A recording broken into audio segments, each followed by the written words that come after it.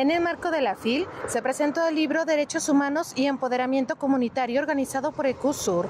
El rector del centro, José Guadalupe Salazar Estrada, presentó así el trabajo de la comunidad. Esta colección es sin duda un testimonio del compromiso de nuestra comunidad académica con la promoción de un pensamiento crítico y transdisciplinar que contribuya a la comprensión y al avance de los derechos humanos y al desarrollo humano. Destacó que esta obra forma parte de otras más que los académicos y estudiantes de los doctorados de Derechos Humanos del centro han realizado en menos de un año. En apenas un año, la colección nos presenta 4 tomos, cada uno de ellos dedicado a un tema esencial en el diálogo contemporáneo sobre derechos humanos y desarrollo humano. Entre los temas de derechos humanos se encuentran sobre el debate de niñas, niños y adolescentes de México, entre otros. Para UDG TV Canal 44, Rocío López Fonseca.